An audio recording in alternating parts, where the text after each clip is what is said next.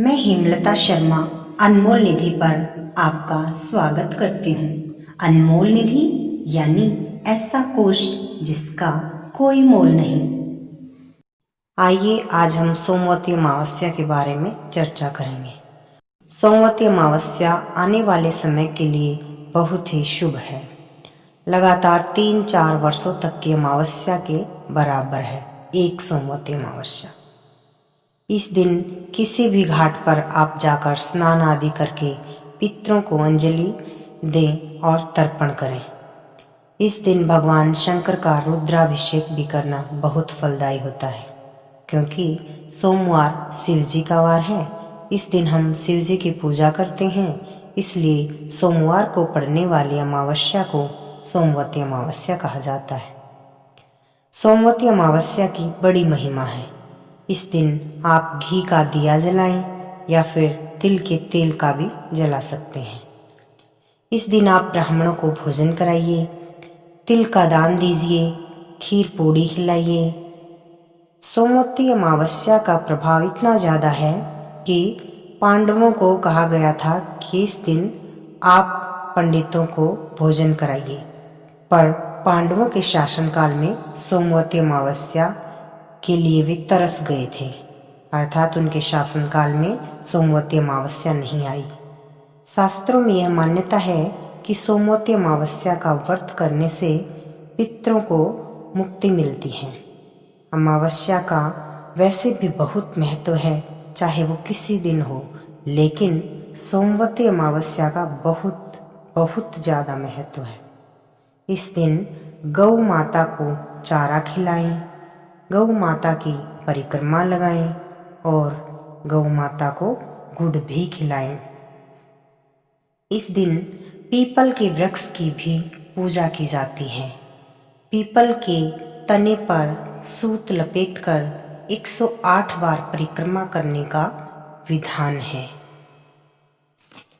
सोमवती अमावस्या का व्रत विवाहित स्त्रियां अपने सुहाग की लंबी उम्र की कामना के लिए करती हैं। इस दिन सुहागिनें व्रत रखकर पीपल के वृक्ष की दूध, पुष्प, अक्षत, चंदन एवं अगरबत्ती से पूजा अर्चना करती हैं और उसके चारों ओर 108 धागा लपेटकर परिक्रमा करती हैं। सोमवती अमावस्या को किया गया सद्कर्म करोड़ों गुना फलदायी होता है।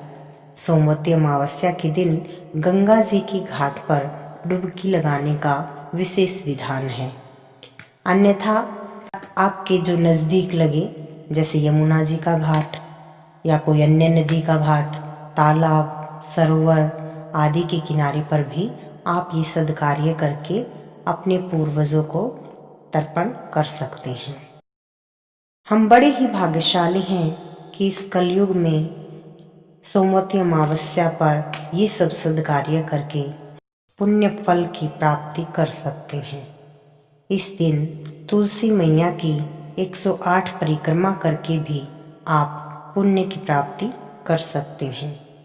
इस दिन व्रत करने वाले व्रती को सोना धोबिन की कहानी सुननी चाहिए, जो इस प्रकार है। सोमवती अमावस्या को लेकर कई कथाएं प्रचलित हैं। उनमें से एक है गरीब ब्राह्मण परिवार की कथा। उनकी एक कन्या थी जो कि बहुत ही प्रतिभावान एवं सर्वगुण संपन्न थी। जब वह विवाह के योग्य हो गई तो ब्राह्मण ने उसके लिए वर खोजना शुरू किया। कई योग्य वर मिले, परंतु गरीबी के कारण विवाह की बात नहीं बनती। एक दिन ब्राह्मण के घर एक साधु आए। कन्या के सेवा भाव को देखकर साधु बहुत प्रसन्न हुए और दीर्घायु होने का आशीर्वाद दिया। ब्राह्मण के पूछने पर साधु ने कन्या के हाथ में विवाह की रेखा न होने की बात कही। इसका उपाय पूछने पर साधु ने बताया कि पड़ोस के गांव में सोना नामक धोबिन का परिवार है। कन्या यदि उसकी सेवा करके उससे उसका सुहाग मांग ले तो उसका विवाह संभव है। साधु देवता की बात सुनकर कन्या ने धोबिन की सेवा करने का मन ही मन प्रण कर लिया। अगले दिन कन्या रोज सुबह उठकर धोबिन के घर का सारा काम करने चली जाती थी। एक दिन धोबिन ने बहू से कहा कि तू कितनी अच्छी है, घर का सारा काम अपने आप ही कर लेती है। तब बहू ने कहा कि वह तो सोती ही रहती है। इस पर दोनों हैरान हुई कि फिर हमारे घर का काम कौन करता है। दोनों अगले दिन सुबह की प्रतीक्षा करने लगी। तभी उन्होंने देखा कि एक कन्या आती है और सारा काम करने लगती है।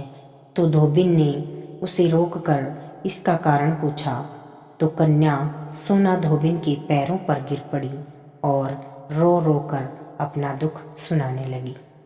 धोबिन उसकी बात सुनकर अपना सुहाग देने को तैयार हो गई। अगले दिन सोमवती अमावस्या का दिन था। सोना को पता था कि सुहाग देने पर उसके पति का देहांत हो जाएगा, लेकिन उसने इसकी परवाह किए बगैर व्रत करके कन्या के घर गई और अपना सिंदूर कन्या की मांग में लगा दिया। उधर सोना धोबिन के पति का देहांत हो गया। लौटते समय रास्ते में पीपल के वृक्ष की पूजा अर्चना की तथा 108 बार परिक्रमा की। घर लौटी तो देखा उसका पति जीवित हो गया है। उसने ईश्वर को कोटि कोटि धन्यवाद किया। तब से यह मान्यता है कि सोमवती अमावस्या को पीपल के वृक्ष की पूजा करने से सुहाग की उम्र लंबी होती है। इस तरह से ये सब मान्यताएं हमारी संस्कृति में प्रचलित हैं। इस तरह से आप सब भी सोमवती अमावस्या के दिन पितरों का तर्पण, पूजा व व्रत आदि करके सोमवती अमावस्या का शुभ फल प्राप्त कर सकते हैं। अगर आपको यह वीडियो पसंद आई हो तो आप हमारे चैनल को लाइक, शेयर एंड सब्सक्राइब करें। धन्यवाद।